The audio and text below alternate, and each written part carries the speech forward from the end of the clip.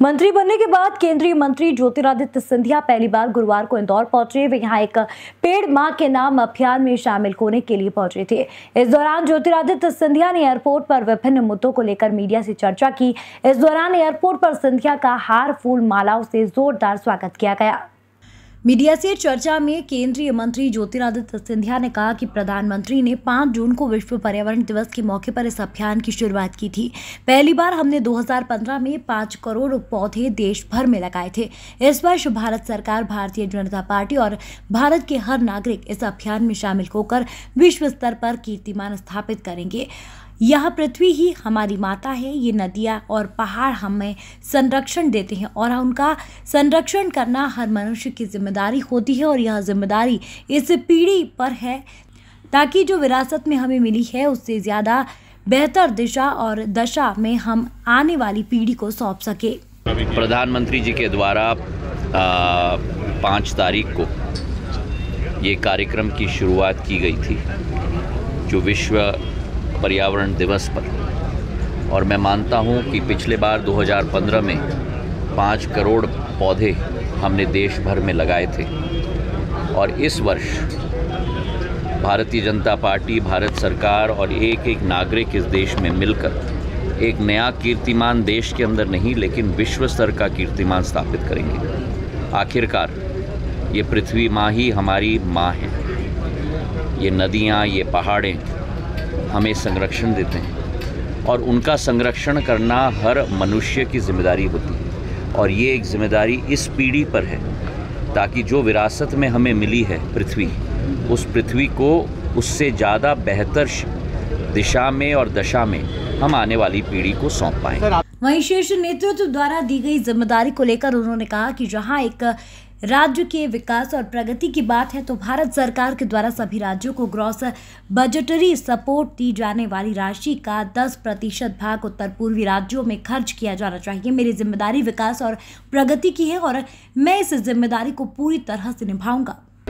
जहाँ तक एक राज्य की विकास और प्रगति है, भारत सरकार के 54 राज्यों की जो ग्रॉस बजटरी सपोर्ट है उसका 10% अंश उत्तर पूर्वी राज्यों में खर्च किया ही जाना चाहिए। मेरी जिम्मेदारी विकास और प्रगति की है, उस जिम्मेदारी को मैं पूर्ण तरीके से निभाऊंगा। केंद्र में मिली नए मंत्रालय की जिम्मेदारियों पर सिंधिया ने कहा कि मैं प्रधानमंत्री, पार्टी अध्यक्ष जेपी नड्डा और गृह मंत्री अमित शाह को धन्यवाद अर्पित करना चाहता हूं। उन्होंने मुझे यह जिम्मेदारी सौंपी है। दूरसंचार विभाग देश के हर नागरिक के साथ जुड़ा हुआ विभाग है। आधुनिक दुनिया में आज यह एक अत्यंत महत्वपूर्ण संसाधन बन चुका है। हर एक मनुष्य के लिए, चाहे वह ग्रामीण क्षेत्र में हो या शहरी क्षेत्र में, भारत में मोबाइल की निवेश आज करीब 70 से 80% तक पहुंच चुकी है। 120 करोड़ मोबाइल आज हमारे देश में है, लेकिन हमारी प्राथमिकता यह है कि 4G कनेक्टिविटी को और बढ़ाया जाए। भारत आत्मनिर्भरता की ओर तेजी से बढ़ रहा है।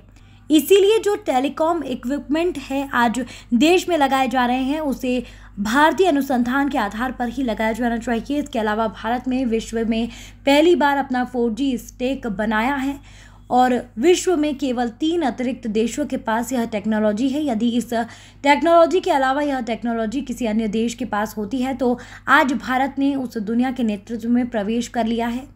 4G स्टैक के आधार पर 4G के पेनिट्रेशन 100% तक हो पाई।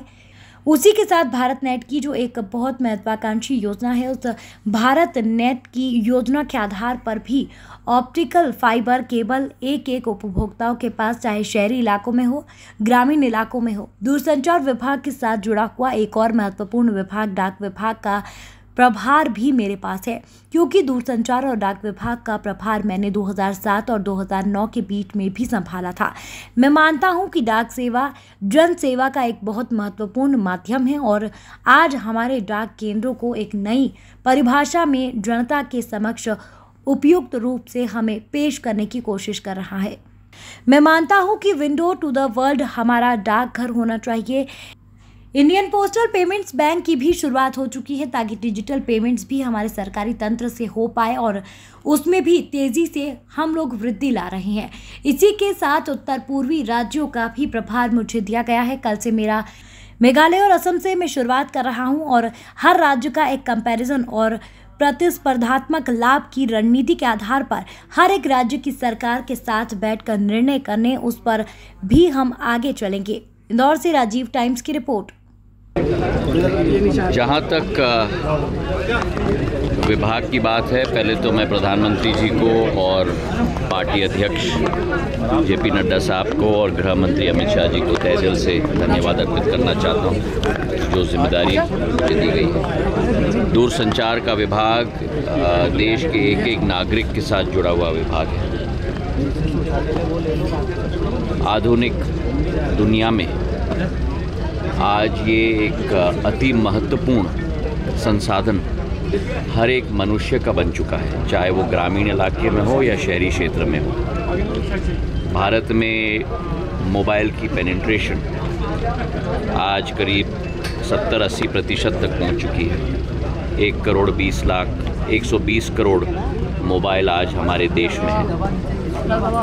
लेकिन उसी के साथ साथ आज हमारी प्राथमिकता है कि 4G की कनेक्टिविटी और पेनिट्रेशन बढ़ाया जाए। भारत आत्मनिर्भरता के तरफ तेज़ी से बढ़ रहा है, तो जो टेलीकॉम इक्विपमेंट आज देश में लगाया जा रहा है वो भी भारतीय अनुसंधान के आधार पर लगाया जाए।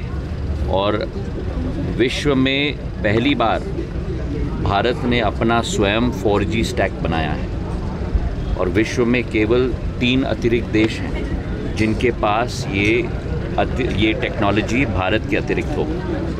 तो आज उस दुनिया के नेतृत्व में भारत ने प्रवेश कर लिया है।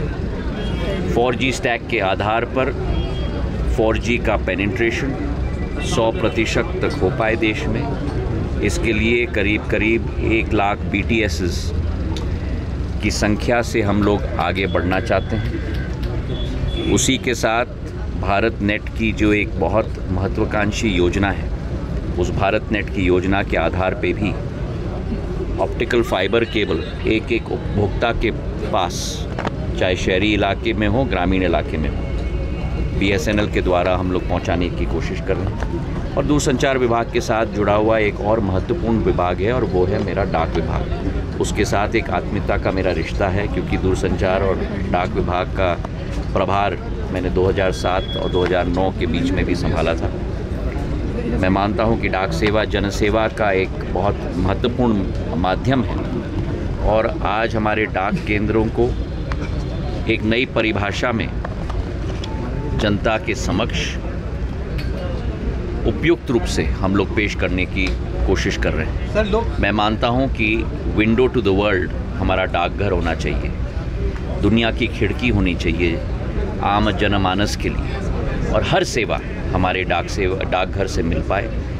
हमारा इंडियन पोस्टल पेमेंट्स बैंक की भी शुरुआत हो चुकी है ताकि डिजिटल पेमेंट्स भी हमारे सरकारी तंत्र से हो पाए और उसमें भी तेज़ी से हम लोग वृद्धि ला रहे हैं। इसी के साथ उत्तर पूर्वी राज्यों का भी प्रभार मुझे दिया गया है। कल से मेरा प्रवास वहाँ भी शुरू हो रहा है।